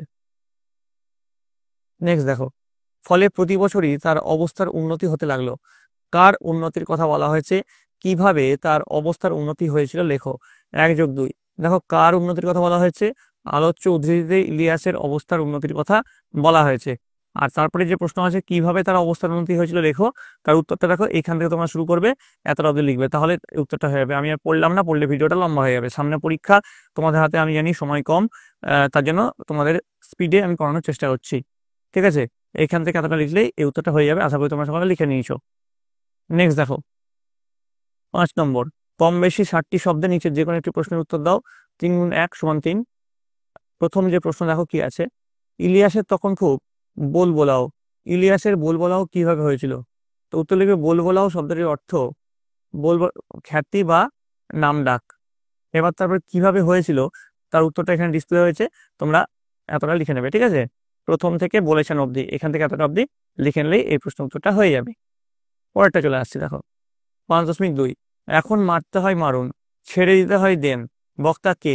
কোন প্রসঙ্গে সে উক্তিটি করেছেন? বক্তা কে আগে দেখে নেব। ধীবর বৃত্তান্ত নাট্যাংশে রাজার নামাঙ্কিত ও মণিখচিত আংটিটি ধীবরের কাছে দেখে রাজশালক ও তার 2 রক্ষী তাকে চোর সাব্যস্ত করে। সেই প্রসঙ্গে ধীবর জানায় সে একদিন একটি রুই মাছ পেয়ে সেটি খণ্ড খণ্ড করে কাটার সময় মাছের পেটে এই ঝলমলে আংটিটি দেখতে পায়। সেই আংটিটি বিক্রি করার জন্য লোককে দেখাবার সময় রক্ষীদের হাতে সে ধরা পড়ে। নানা বাধা পেয়েও আংটিটি পাওয়ার ঘটনা বিবৃত করার পরও ধীবর নগর রক্ষীদের নানা লাঞ্ছনা ও বিদ্রোহের শিকার হয়। এই প্রসঙ্গে নিজেকে নির্দোষ প্রমাণ করে দৃঢ়তার সঙ্গে ধীবর আদালত চুক্তিটি করে বোঝায়। এরপর বিচার ও নগর রক্ষীদের হাতে তারা মারতে চাই মারুক, ছেড়ে দিতে চাই ছেড়ে দেখ। নেক্সট 6 দেওয়ার প্রশ্ন, কম বেশি 60টি শব্দের নিচের যে কোনো একটি প্রশ্ন উত্তর দাও। 3 × 1 = 3। প্রথম প্রশ্ন দেখো কি আছে। আমি মোটেই বিশ্বাস করি না, বক্তা কি বিশ্বাস করেন না? বক্তার মনোভাব ব্যাখ্যা করো। উত্তর লিখবে প্রফেসর শঙ্কু নিজের তৈরি রকেটে চেপে মঙ্গলের উদ্দেশ্যে পাড়ি দেওয়ার জন্য কেবলমাত্র বুদ্ধিমান লোকেরই প্রয়োজন, এই কথা তিনি বিশ্বাস করেন না। তারপরে যে প্রশ্নটা আছে বক্তার মনোভাব ব্যক্ত করো, দেখো বক্তার মনোভাবটা এখান থেকে লিখবে, মঙ্গল অভিযানে থেকে লিখবে, ঠিক আছে? দেখো এখানে ডিসপ্লে হচ্ছে, যতটুকু ডিসপ্লে হচ্ছে ততটুকু লিখলেই এই প্রশ্ন উত্তরটা লেখা হয়ে যাবে। পরিচয় দিয়েছেন এতটা অবধি, মঙ্গল অভিযানে থেকে পরিচয় দিয়েছেন এতটা অবধি লিখলেই তোমাদের হয়ে যাবে। চলে আসছি পরবর্তী প্রশ্ন। কভার্সের মানবসুলভ বুদ্ধির পরিচয় কোন কোন ঘটনায় পাওয়া যায় লেখো। দেখো এখান থেকে লেখা শুরু করবে, পড়লাম না। অর্নিথন যন্ত্র তৈরির সময় থেকেই কভার্সের নিজস্বতা শঙ্কুকে আকৃষ্ট করেছিল, এখান থেকে লেখা শুরু করবে। তারপর যেমন করে এখানে ডিসপ্লে হচ্ছে ঠিক তেমন ভাবে তোমরা লিখবে। দেখো এখানে তোমরা দেখো এর শেষটা অতিক্রমী ছিল, এতটা অবধি লিখবে অর্নিথন যন্ত্র থেকে, তাহলে লিখলেই হয়ে যাবে, ঠিক আছে? এবার চলে আসবো পরের প্রশ্ন। কম বেশি 150টি শব্দের নিচের যে কোনো একটি প্রশ্নের উত্তর দাও। প্রথম প্রশ্নে চলে যাবো আমরা। দেখো, চারি মেঘে বরিশে মুষলধারে জল, চারি মেঘ কি কি? দেবরাজ ইন্দ্র কর্তৃক। মেঘেরা কিভাবে সজ্জিত হয়ে ঝড় বৃষ্টি চমকানো, বিদ্যুৎ চমকানো, বজ্রপাত শিলাবর্ষণ সহ বর্ষণ করছে তার সবিস্তার আলোচনা করো। তো চারি মেঘ কারা কারা? আবর্ত, সংবর্ত, পুষ্কর ও দ্রোণ। তো তারপরে দেখো পরের যে প্রশ্নের উত্তরগুলো, পরের প্রশ্নের উত্তরগুলো এখানে শুরু করবে। মেঘের সজ্জা ও ঝড়ের আগমন পয়েন্ট করবে, দিয়ে এটা লিখলে। তারপর শুরু হলো চারি মেঘ, নেক্সট পয়েন্টে এটা লিখবে। দেখো পরপর পয়েন্টে এখানে লেখানো হয়েছে, আশা করি তোমরা দেখতে পাচ্ছ, ডিসপ্লে হচ্ছে। তোমাদের যদি আমি এটা পড়াতে চাই তাহলে টাইমটা বেশি লেগে যাবে, আর তোমাদের পরীক্ষা সামনে আছে, তোমাদের হাতে বেশি সময় নেই। তো যেমন করে আমি দেখাচ্ছি তেমন করে তোমরা লিখে নিও, ঠিক আছে? এবার দেখো চলে আসছি নেক্সট যেটা স্লাইড, নেক্সট স্লাইডে চলে আসছি। দেখো, নোঙর কবিতাটির নামকরণের তাৎপর্য আলোচনা করো, খুব গুরুত্বপূর্ণ প্রশ্ন। প্রথম শুরু করবে, নোঙর শব্দটি এসছে ফার্সি লঙ্গর শব্দ থেকে। নৌকাকে জলের মধ্যে বেঁধে রাখার ভারী বস্তু বিশেষকে নোঙর বলা হয়। শিকল বা কাঁচির সঙ্গে লোহার এই নোঙর বেঁধে জলের নিচে ফেলে কাঁচির অন্য প্রান্ত দিয়ে নৌকা বেঁধে রাখা হয়। কবি অজিত দত্তের আলোচ্য কবিতা নোঙরের মাধ্যমে মানব জীবনের বন্ধনের কথা বলা হয়েছে। মানুষের জীবনও নৌকার মতো, সম্পর্কের, কর্মের, দায়িত্ব, কর্মবোধের নোঙরে তা বাঁধা পড়ে থাকে। যারা ভাবুক, সৃষ্টিশীল ও রোমান্টিক মনের মানুষ, তারা জীবনের সমস্ত বন্ধন ছিন্ন করে বাস্তব থেকে দূরে চলে যেতে চান। মাঝে মাঝে তাদের মনে স্বপ্ন কল্পনার জগৎ ও কঠিন বাস্তবের জগতের মধ্যে সংঘাত দেখা যায়। কবির সৃষ্টিশীল মনেও এমন সংঘাত চলে। সুদূরের আহ্বানকে তিনি উপেক্ষা করতে পারেন না, আবার দৈনন্দিন জীবনের সীমাবদ্ধতা থেকে বেরোতেও পারেন না। তার জীবন যেন নোঙরে বাঁধা পড়া এক নৌকা। তাই এই কবিতায় নোঙর হলো বন্ধনেরই প্রতীক। সেদিক থেকে বিচার করলে আলোচ্য কবিতাটি নোঙর নামটি সার্থক ও যথাযথ। নেক্সট চলে আসছি, দেখো 8 নম্বর, কম বেশি 150টি শব্দের নিচের যে কোনো একটি প্রশ্ন উত্তর দাও। 5 × 1 = 5। প্রথম প্রশ্ন, আর সে কথা যে আমরা আপনাদের বললাম তা ফুর্তির জন্য নয়, আপনাদের কল্যাণের জন্য, বক্তা কে? তিনি এ কথা কখন বলেছেন? এই কথা বলার কারণ কি? 1+2+2। তো বক্তা কে? ইলিয়াস গল্প থেকে উক্তিটির বক্তা হচ্ছে স্বয়ং ইলিয়াস। তিনি এ কথা কখন বলেছেন? দেখো এখান থেকে এক সময় থেকে মন্তব্যটি করেছে, এতটা অবধি লিখলে তিনি এই কথা কখন বলেছেন তার উত্তর হয়ে গেল। তারপরে এই কথা বলার কারণ কি? তার উত্তর ইলিয়াসের স্ত্রী শামসেমাগি থেকে লেখা শুরু করবে, আর তার মঙ্গল এতটা অবধি লিখলেই তার শেষের উত্তরটা হয়ে যাবে। আশা করি তোমরা সবাই লিখে নিয়েছো, ভিডিওটা পজ করে তোমরা লিখে নিও। নেক্সট দেখো 8.2, মনে হলো স্নেহ মমতা ক্ষমার এক মহাসমুদ্রের ধারে এসে দাঁড়িয়েছি। কার সম্পর্কে এই মন্তব্য করা হয়েছে? উদ্দিষ্ট ব্যক্তিকে এমন উপমায় ভূষিত করার কারণ উল্লেখ করো। তো উত্তর লিখবে, কথক সুকুমার তার ছেলেবেলার স্কুলের অঙ্কের মাস্টারমশাইয়ের সঙ্গে বহুকাল পরে বাংলাদেশের একটি কলেজে পুনরায় সাক্ষাতের পর তার সম্পর্কেই মন্তব্য করেছেন। তারপরে উপমায় ভূষিত করার কারণ সেটা দেখো এখানে ডিসপ্লে হচ্ছে, সেটা তোমরা লিখো। যেমন করে এখানে লেখানো হচ্ছে ঠিক একইভাবে লিখবে। বহুদিন পর কথক মাস্টারমশাইকে চিনিয়েছেন অন্যভাবে, এখান থেকে লেখা শুরু করবে। যে শেষ করবে কোথায় দেখো, দেখো মহাসমুদ্র এতটা অবধি লিখে তোমরা শেষ করবে, ঠিক আছে? এখান থেকে এতটা গড়াটা লিখবে। দেখো পরের স্লাইডে চলে যাচ্ছি আমরা।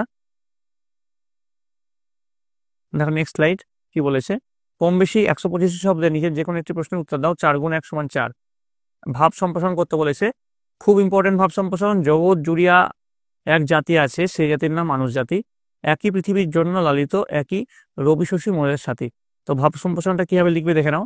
পৃথিবীতে বহু ভাষা, বহু সংস্কৃতি এবং বহু ধর্মের মানুষ বাস করে, এখান থেকে লেখা শুরু করবে, ঠিক আছে? যে দেখো ভাব সম্প্রসারণটা এখানে ডিসপ্লে হচ্ছে,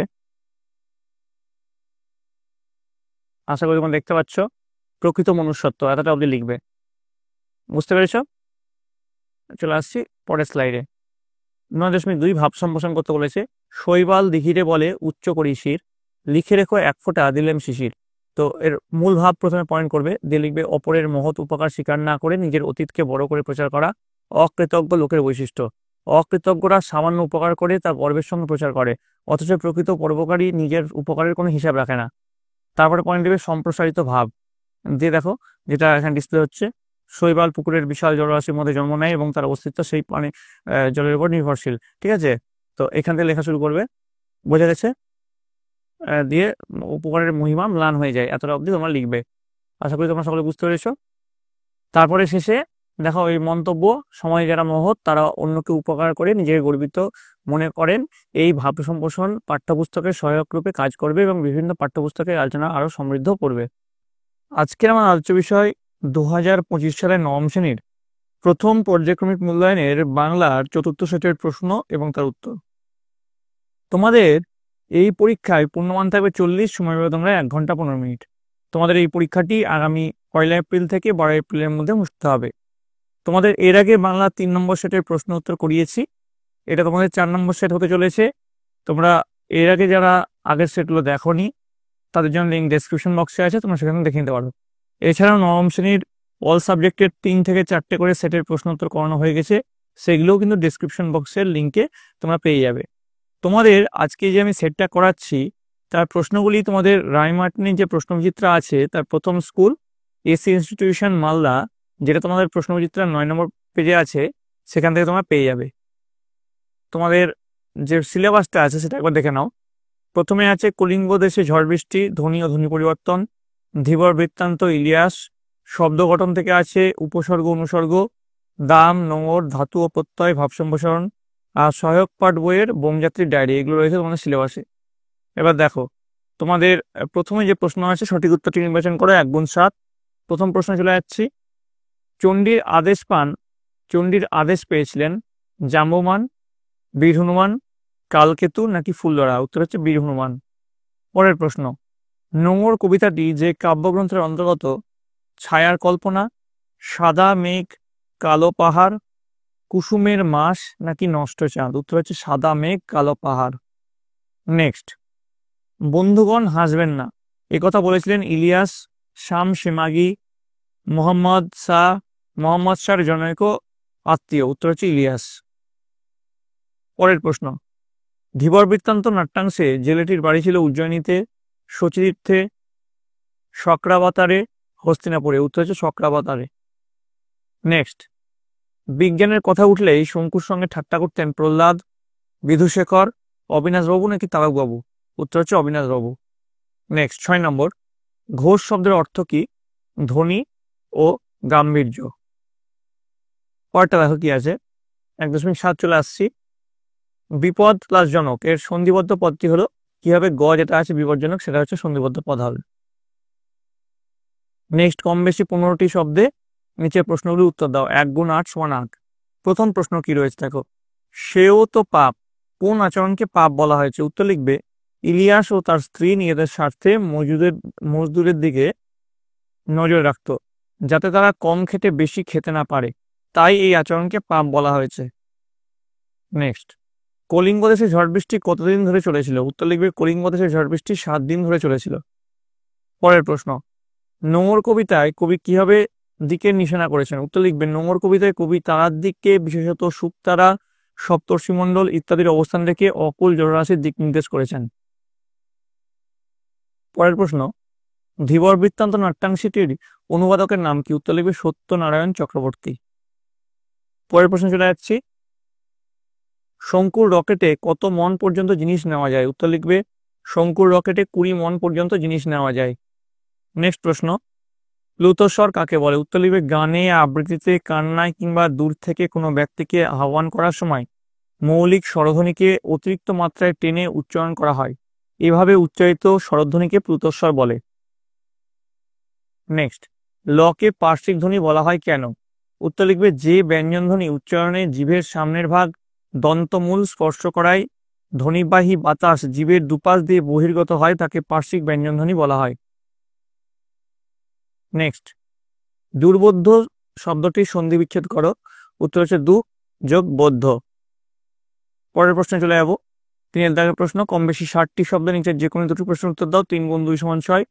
প্রথম প্রশ্ন কি রয়েছে দেখো, আচুক শস্যের কার্য হেজ্জা গেল ঘর, প্রসঙ্গ উল্লেখ করে ব্যাখ্যা করো।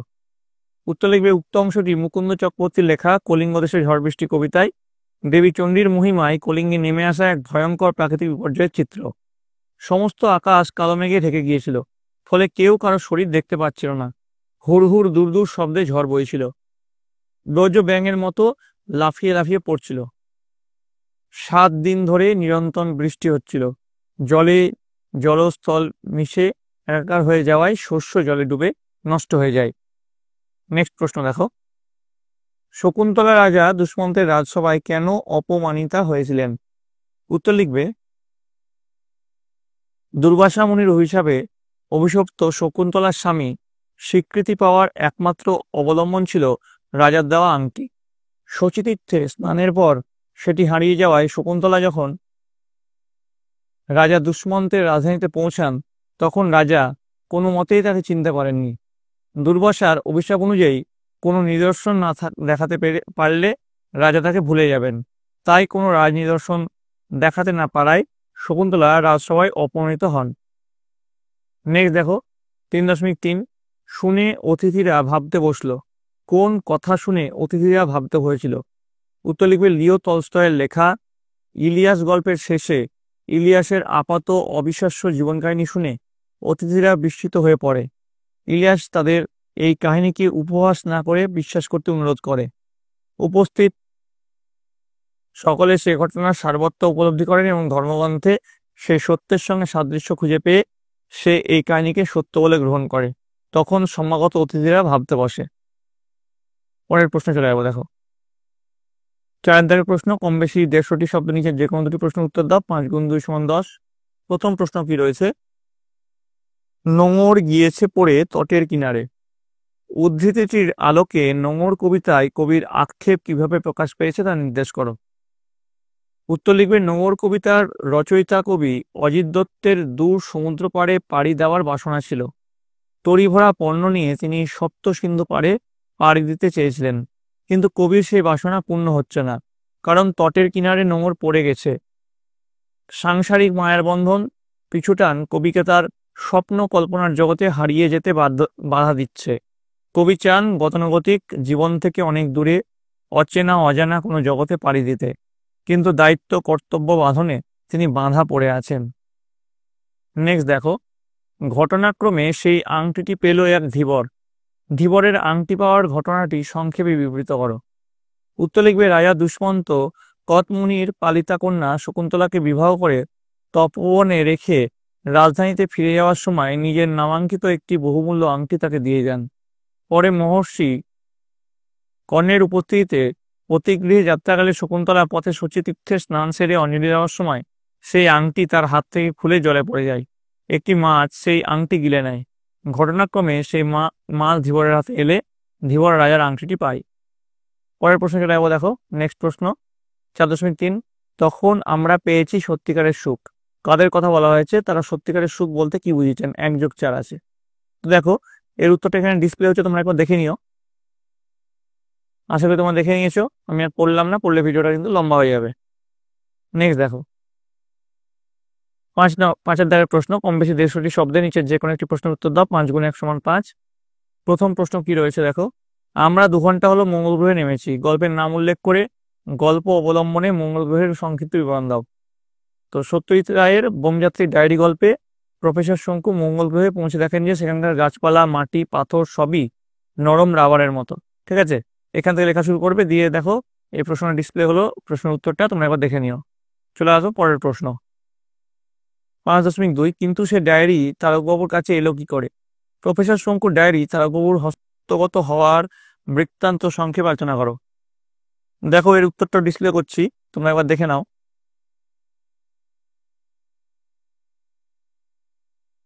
আশা করি তোমরা উত্তরটা দেখছো, ভিডিওটা পজ করে তোমরা একবার দেখে নিও। ঠিক আছে, আশা করি দেখে নিয়েছো। চলে আসছি পরের প্রশ্ন, কম বেশি 125টি শব্দে ভাব সম্প্রসারণ করো। এর নাম্বার আছে 4। স্বার্থমগ্ন যেজন বিমুখ বৃহৎ জগৎ হতে, সে কখনো শেখেনি বাঁচিতে। তো দেখো এই ভাব সম্প্রসারণটা ডিসপ্লে হচ্ছে, তোমরা দেখে নাও। আমি একটু ভিডিওটা ফাস্ট ফরওয়ার্ড করছি, এই উত্তরটা লিখলেই হবে। তো এই গেল তোমাদের নবম শ্রেণীর প্রথম পর্যায়ক্রমিক মূল্যায়নের 4র্থ সেটের প্রশ্ন এবং তার উত্তর।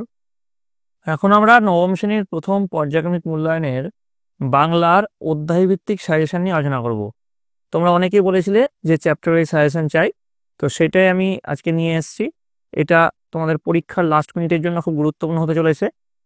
তো প্রথমে তোমাদের যে অধ্যায়টা রয়েছে কলিঙ্গ দেশে ঝড় বৃষ্টি, মুকুন্দরাম চক্রবর্তীর লেখা, সেখান থেকে তোমরা এমসিকিউ কোনগুলো করে যাবে ভালো করে দেখে নাও। ঈশান কোণ হলো উত্তর পূর্ব কোণ নাকি উত্তর পশ্চিম কোণ নাকি দক্ষিণ পূর্ব কোণ নাকি দক্ষিণ পশ্চিম কোণ। চিকুর শব্দের আবিধানিক অর্থ হলো বিদ্যুৎ নাকি চুল নাকি চিকন নাকি নৃত্য।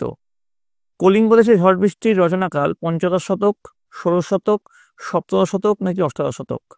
কালকেতু জাতিতে ছিল ভিক্ষুক নাকি মাংস বিক্রেতা নাকি ব্যাদ নাকি বণিক।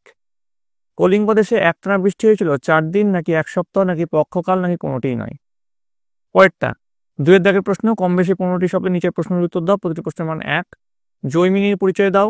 রড শব্দের অর্থ কি? বেং তর্কা বাজ বলতে কি বোঝো? চণ্ডীমঙ্গলের আদি কবি ও শ্রেষ্ঠ কবির নাম লেখো। 2.5 কবিতায় ব্যবহৃত ভণিতাটি উল্লেখ করো। এবার দেখো 3 দাগের যে প্রশ্নগুলো আছে, কম বেশি 60টি শব্দের নিচের প্রশ্নগুলোর উত্তর দাও। প্রতিটি প্রশ্নের মান 3।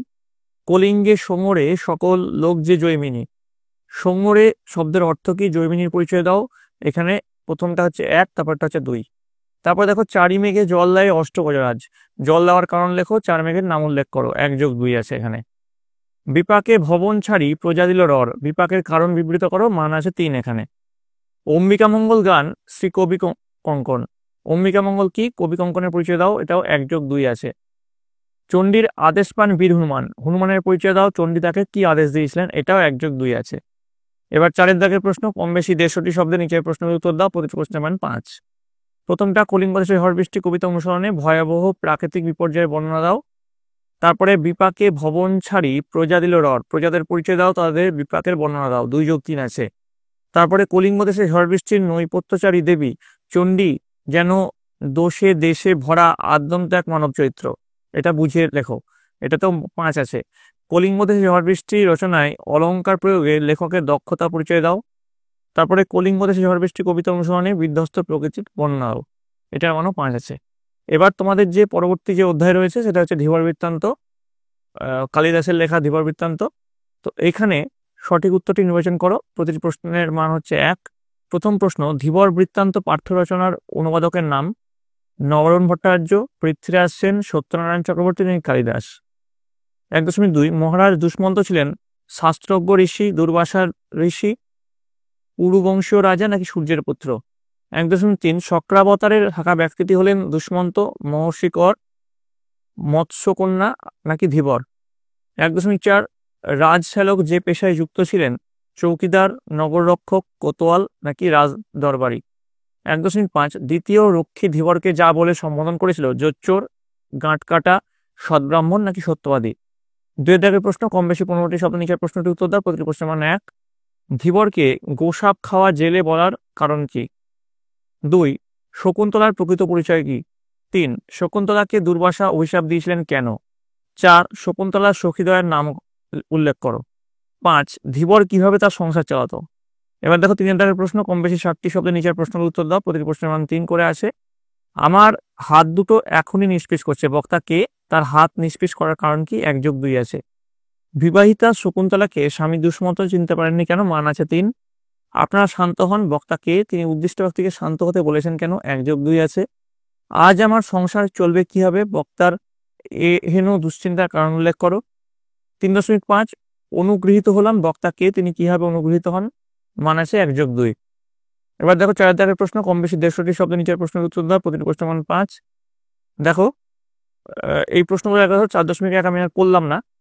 এখানে কটা প্রশ্ন আছে দেখো 5 নম্বরে, 1 2 3 4 4টে প্রশ্ন দেওয়া আছে। 4টে প্রশ্ন কিন্তু খুব ইম্পর্টেন্ট, ঠিক আছে? তোমরা একবার প্রশ্নগুলো ভালো করে দেখে নিও, আর এর উত্তরগুলো ভালো করে কিন্তু সলিউশন করে খাতায় নোট করে নেবে, ঠিক আছে? তাহলে তোমাদের পরীক্ষার আগে পড়তে সুবিধা হবে। আর এইগুলো করার আগে তোমরা এর আগে যে 4 থেকে 5টা সেটের প্রশ্ন দিয়েছি সেগুলো ভালো করে করবে, বইটা খুঁটিয়ে পড়বে, তারপরে তোমরা এগুলো করতে যাবে। না তো কিন্তু এর প্রশ্নগুলো সলিউশন তোমরা করতে পারবে না। আর যদি তোমরা কোনো প্রশ্নের পার্টিকুলার সলিউশন না পাও, সেটা কিন্তু কমেন্টে লিখে জানাবে, আমি তার সলিউশনটা তোমাদের দিয়ে দেবো, ঠিক আছে?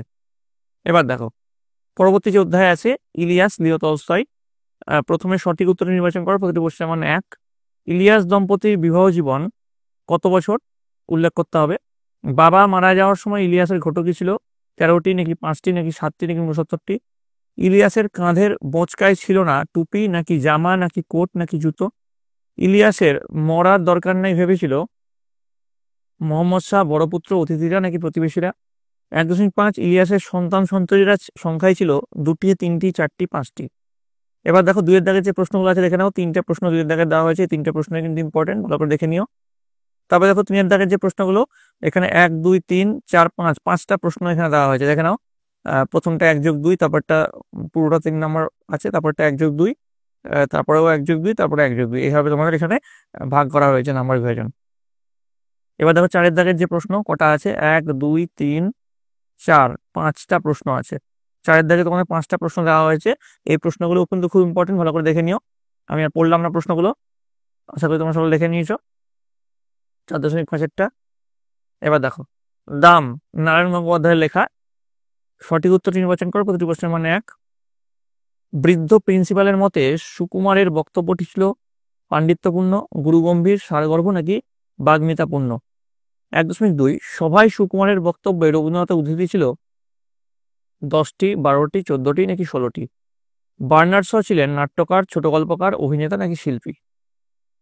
মাস্টারমশাইয়ের গল্প লিখে সুকুমারের বরাতে প্রাপ্তিযোগ জুটেছিল 12 টাকা 3 আনা, 10.5 টাকা, 15 টাকা নাকি 3 আনা? গাধা পিটিয়ে ঘোড়া করতে গেলে গাধাই পঞ্চত্ব পায়। এখানে পঞ্চত্ব এর অর্থ হচ্ছে মৃত্যু, ক্ষতিকর, সমস্যা নাকি হানি? এবার দেখো 2 দাগের যে প্রশ্নগুলো দেওয়া হয়েছে, 5টা প্রশ্ন দেওয়া হয়েছে। এই 5টা প্রশ্ন কিন্তু খুব ইম্পর্টেন্ট প্রশ্ন। আবারও বলছি, আগে কিন্তু তোমরা তোমাদের বইটা পড়ো, এর আগের যে সেটগুলো দিয়েছি সেই সেটগুলো ভালো করে দেখো, তবেই কিন্তু এই প্রশ্নগুলো তোমার সলিউশন করতে এসো। এবার দেখো 3 দাগের যে প্রশ্ন যেগুলো আছে, 1 2 3 4 5, 5টা প্রশ্নই দেওয়া হয়েছে। 5টা প্রশ্ন কিন্তু ইম্পর্টেন্ট আছে, ঠিক আছে? একবার দেখে নিও ভালো করে, এই প্রশ্নগুলো আমি আর পড়লাম না। পরে 4 দাগের যে প্রশ্ন দেখো, ছাত্র শিক্ষকের সম্পর্ক, খুব ইম্পর্টেন্ট প্রশ্ন। 4.1 4.2 4.3 4 5, 5টা প্রশ্ন দেওয়া হয়েছে। 5টা প্রশ্ন কিন্তু খুব ইম্পর্টেন্ট দাম থেকে, ঠিক আছে? এবার দেখো পরবর্তী যেটা আছে, অজিত দত্তের লেখা নোংর, সেখান থেকে কি রয়েছে? সঠিক উত্তর নির্বাচন করো। প্রতিটি প্রশ্নের মানে 1। যে গ্রন্থটি অজিত দত্তের লেখা কোনটা? এর মধ্যে কোনটা দেখে নিও। সাগর গর্জনে কেঁপে ওঠে, স্রোতের প্রবল প্রাণ আহরণ করে, কোনটা হবে সেটা তোমরা উত্তর করবে। অজিত দত্ত সম্পাদিত পত্রিকার নাম। নিস্তব্ধ মুহূর্তগুলি প্রকম্পিত হয়। তারপরে দেখো 2 দাগের যে প্রশ্নগুলো ইম্পর্টেন্ট সেগুলো একবার দেখে নাও, 1 2 3 4 5। হ্যাঁ, ভিডিওটা পজ করে ভালো করে কিন্তু তোমরা দেখে নিও, যেহেতু পরীক্ষা সামনে, আমি আর তোমাদের সময় নষ্ট করছি না। ভালো করে মানে এটা আমি রিডিং পড়াও যা, তোমাদের দেখে নেওয়াও তাই। তার জন্য আমি আর তোমাদের সময়টা নষ্ট করছি না, তোমরা জাস্ট ভিডিওটা পজ করে দেখে নাও। 3 দাগের যে প্রশ্নগুলো ইম্পর্টেন্ট দেখে নাও, আশা করি তোমরা দেখে নিয়েছো। এখানে 3.4 আছে, 3.5 আছে, ঠিক আছে। এবার 4 দাগের প্রশ্ন, মানে প্রশ্নের মান যেখানে 5, সেগুলো দেখে নাও। ইম্পর্টেন্ট প্রশ্নগুলো, নোংর কবিতার মধ্যে দিয়ে জীবনের কোন সত্যের প্রকাশ কবি ঘটিয়েছেন বুঝিয়ে দাও। 4.2, 4.3, 4.4, 4টে প্রশ্ন এখানে দেওয়া হয়েছে নোংর থেকে, খুব ইম্পর্টেন্ট প্রশ্নগুলো। এবার দেখো সবশেষে প্রফেসর শঙ্কুর ডায়েরি, সত্যজিৎ রায়ের বোমযাত্রীর ডায়েরি। এখান থেকে যেটা আছে যে প্রথমে সঠিক উত্তরটি বেছে নিয়ে লেখো, এগুলো কিন্তু খুব ইম্পর্টেন্ট প্রশ্ন, আমি জাস্ট কল করে যাচ্ছি, তোমরা একবার দেখে নিও, ঠিক আছে। চরমতিকা হলো, এটাও কিন্তু খুব ইম্পর্টেন্ট প্রশ্ন, অনেক স্কুলে বারবার এই প্রশ্নটা আসে। তবে দেখো 2 দাগের যে প্রশ্ন, প্রতি প্রশ্নের মান 1, এখানে 5টা প্রশ্ন দেওয়া হয়েছে 2 দাগের যে প্রশ্ন, সেগুলো একবার দেখে নাও। এবার দেখো 3 দাগের যে প্রশ্ন, অর্থাৎ প্রতি প্রশ্নের মান 5, কোনগুলি ইম্পর্টেন্ট প্রশ্ন একবার দেখে নাও, আমি স্ক্রল করে যাচ্ছি। এই 5টা প্রশ্ন তোমাদের 2 দাগের অর্থাৎ 3 দাগের, মানে 5 মার্কসের ইম্পর্টেন্ট, ঠিক আছে। এই ছিল তোমাদের নবম শ্রেণীর প্রথম পর্যায়ক্রমিক মূল্যায়নের চ্যাপ্টার ওয়াইজ সাজেশন। তোমাদের যদি এই ভিডিওটা ভালো লেগে থাকে অবশ্যই লাইক করবে, বন্ধুদের কাছে অনেক শেয়ার করবে। আর আগেও বলেছি, আবারও বলছি, আগে বইটা পড়বে, তারপরে যে সেটগুলো করালাম সেই সেটগুলো ভালো করে দেখবে, এবং তারপরে তোমরা এই চ্যাপ্টার ওয়াইজ সাজেশনগুলো করতে যাবে, তবে কিন্তু পরীক্ষায় 100% সাফল্য নিশ্চিত। তো পরীক্ষা আসতে যেহেতু বেশি সময় নেই, তোমরা সবাই মন দিয়ে ভালো করে পড়াশোনা করো। আর এর পরবর্তীতে তোমরা কোন সাবজেক্ট চাও সেটা কিন্তু কমেন্ট লিখে অবশ্যই জানাবে। আর কমেন্টে তোমাদের বিদ্যালয়ের নাম আর কে কোন জায়গা থেকে দেখছো সেটা কিন্তু লিখতে ভুলবে না। তোমরা সকলে ভালো থাকো, তোমরা সকলে সুস্থ থাকো।